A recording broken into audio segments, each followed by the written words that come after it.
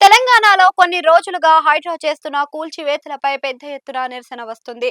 ఈ నేపథ్యంలో నిన్న హైకోర్టు చేసిన వ్యాఖ్యలు రాష్ట్ర రాజకీయాల్లోనూ సాధారణ ప్రజలను సంచలనం సృష్టించాయి. అమీన్పూర్ సంఘటనపై విచారణ చేపట్టిన ధర్మసనం అసలు ఇది ప్రజాస్వామ్యమా లేక యుద్ధమా అన్నట్లుగా ఘాటుగా స్పందించింది. తెలంగాణలో చెరువులు పునరుద్ధరణ ప్రభుత్వ భూముల పరిరక్షణ లక్ష్యంగా ఏర్పాటు చేసిన హైడ్రా ఇప్పుడు చట్టపరమైన చిక్కుల్లో పడింది. ముఖ్యంగా రంగారెడ్డి జిల్లా అమీన్పూర్ పరిధిలోని ఐలాపూర్ గ్రామంలో జరిగిన భారీ కూల్చివేతలపై హైకోర్టు చేసిన వ్యాఖ్యలు ప్రభుత్వ యంత్రాంగాన్ని ఆత్మరక్షణలో పడేశాయి. న్యాయస్థానం చేసిన ఈ హెచ్చరికలు కేవలం జిల్లాకో ప్రాంతంకో పరిమితం కాకుండా మొత్తం హైడ్రా పనితీరునే ప్రశ్నలు లేవెత్తుతున్నాయి.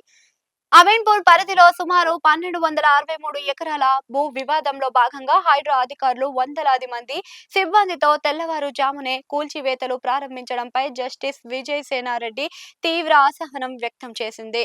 బాధితులు సమర్పించిన వీడియో సాక్ష్యాలుగా పరిశీలించిన న్యాయమూర్తి, మీరు యుద్ధం చేస్తున్నారా అని అధికారులను ప్రశ్నించారు. వందలాది మంది యూనిఫామ్ లో ఉన్న సిబ్బందిని మోహరించి అర్ధరాత్రి లేదా వేకువజామున ప్రజలు భయభ్రాంతులకు గురి చేయడం ప్రజాస్వామ్య పద్ధతి కాదు అని కోర్టు మందలించింది. ముఖ్యంగా దశాబ్దాల క్రితం కట్టిన నిర్మాణాలను, వందల ఏళ్ల చరిత్ర ఉన్న ఫామ్ హౌస్లను నోటీసులు ఇవ్వకుండా ఎలా కూల్చుతారు అని నిలదీసింది. హైడ్రా ఏర్పడి ఏడాది దాటింది.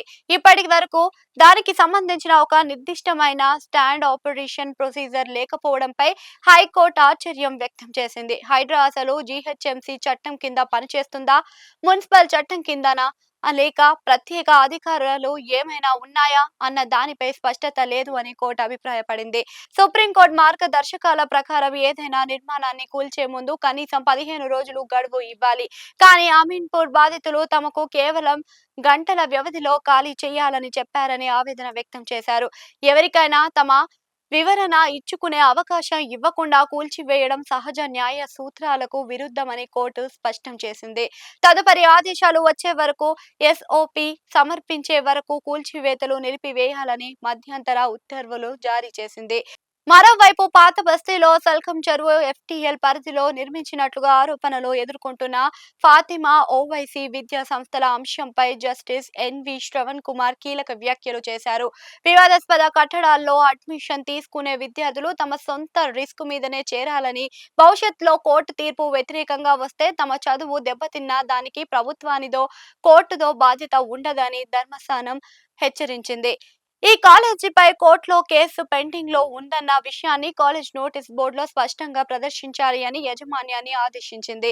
దీనివల్ల అడ్మిషన్ తీసుకునే తల్లిదండ్రులకు, విద్యార్థులకు వాస్తవ పరిస్థితి ముందే తెలుస్తుంది.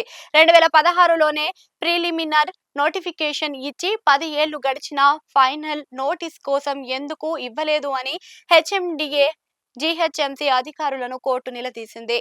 అధికారులు జాప్యం వల్లే ఇలాంటి అక్రమాలు జరుగుతున్నాయి అని అభిప్రాయపడింది. హైకోర్టు తాజా ఆదేశాలతో హైడ్రా తన పనితీరును పూర్తిగా సమీక్షించుకోవాల్సిన అవసరం ఏర్పడింది. చెరువులు, నల్లలు, పార్కులు ఆక్రమిస్తే కూల్చివేతలు చేయవచ్చు, కానీ అది పక్కాగా చట్టబద్ధంగా నోటీసులు ఇచ్చి తర్వాతే జరగాలి అని న్యాయస్థానం స్పష్టం చేసింది. ప్రభుత్వం వెంటనే హైడ్రాకు సంబంధించిన విధి విధానాలను రూపొందించి కోర్టుకు సమర్పించాల్సి ఉంటుంది. లేని పక్షంలో అక్రమ కట్టడాల తొలగింపు ప్రక్రియను న్యాయపరమైన అడ్డంకులు కొనసాగుతూనే ఉంటాయి.